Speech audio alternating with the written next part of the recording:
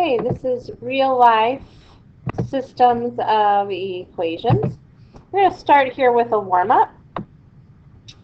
You're going to give an equivalent simplified expression for 2 times the quantity 4x plus 7 minus 6x plus 12.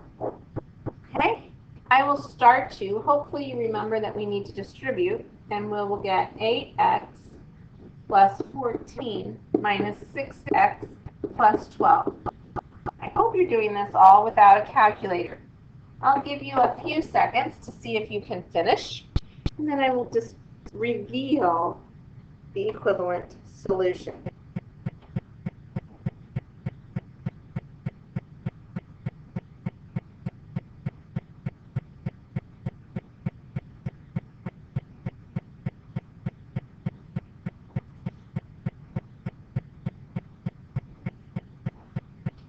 Okay, did you get that it was 2x plus 26? I would even take 2 times the quantity x plus 15. Either of those would be sufficient. Moving on, we're going to talk about these. We've talked about them in class. I'm going to help you get them set up, and then I'm going to give you opportunities for more practice. Our first situation is about you and a friend, whether it's Kaylee and Presley, whether it's Logan and Luke, whether it's Timothy and Silas. You and your friend are going to go to a Mexican restaurant, and you order 2 tacos and 2 enchiladas. Your friend orders 3 tacos and 1 enchilada. Your bill was $4.80, and your friend's bill was $4. What is the price of an enchilada? Okay, we have 2 unknowns here. We don't know the taco price, and we don't know the enchilada price. Okay, therefore, we need to set up 2 variables. If you want to use T for tacos, remember we're listing what our variables mean, and E for enchiladas. That's fine. We're going to start with you. You have 2 tacos, plus you have 2 enchiladas, and your bill was $4.80. Your friend has 3 tacos and 1 enchilada, and his bill is $4. Okay, there's our 2 systems. Which would you like to cancel, your T's or your E's? Your E's. So if we're going to cancel our E's, we're going to multiply this equation by 2 or -2. I'll let you decide. Our next scenario is a community bake sale. You're going to have to purchase 12 pounds of sugar and 15 pounds of flour. Your total cost was $9.30. The next day you purchased 4 pounds of sugar and 10 pounds of flour, and your total cost was $4.60. How much did you pay for a pound of sugar and a pound of flour?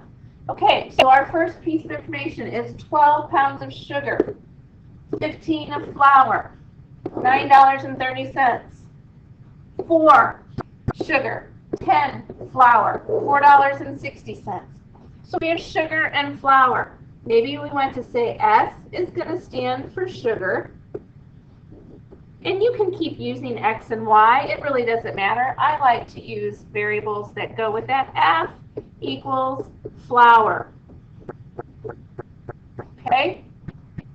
So we're starting with 12 pounds of sugar plus 15 pounds of flour equals $9.30. Okay? Then we have 4 pounds of sugar plus 10 pounds of flour equals $4.60.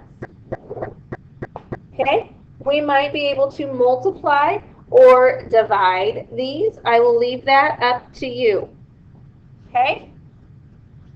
Next situation. A test has 20 questions worth 100 points. The test consists of true-false questions worth 3 points each, and multiple choice questions worth 11 points each. How many true, false, or multiple choice questions are on the test? Okay? 20 questions, 100 points. True, false, 3 points. Multiple choice, 11 points. Okay, are you ready? Here we go. T is going to stand for true, false. M is going to stand for multiple choice. Now, I know that the true, false are worth 3 points.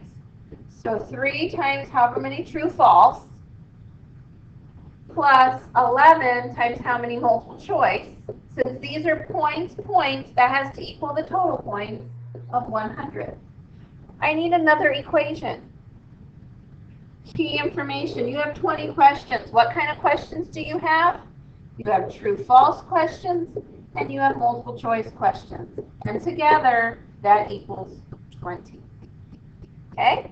You can decide to use substitution or elimination. Moving on. 2 small pitchers and 1 large pitcher can hold 8 cups of water. 1 large pitcher minus a small pitcher makes up 2 cups of water. How many cups of water can a pitcher hold? Okay? S equals small pitcher. L equals large pitcher. Okay? So, 2 small and 1 large, 8 cups. 2 small plus 1 large equals 8. Okay? 1 large minus 1 small makes up 2 cups. So, L minus S equals 2. Okay? I'll let you decide from there. The last type we're going to talk about is breaking even. Okay? This is going to be relatively important. What does it mean to break even? Well, breaking even means that you don't lose any money or that you don't gain any money. So in other words, your expenses have to equal your profits. Then you will break even. Okay? So we have an antique car company club publishing a newsletter. Expenses are 35 cents for printing and mailing each copy, plus $770 for research and writing. People who want to buy the newsletter pay 55 cents per copy. All right? And this is 35 cents is each copy. Okay? So I've got copies. C is going to equal the copies. Okay, I'm going to have expenses on one side and profits, money I take in, on the other. So I have to pay 35 cents per copy plus $770. Okay? And my profits, I get 55 cents for every copy I sell. There we go. This will determine when I find the value of C, how many copies I need to sell to break even.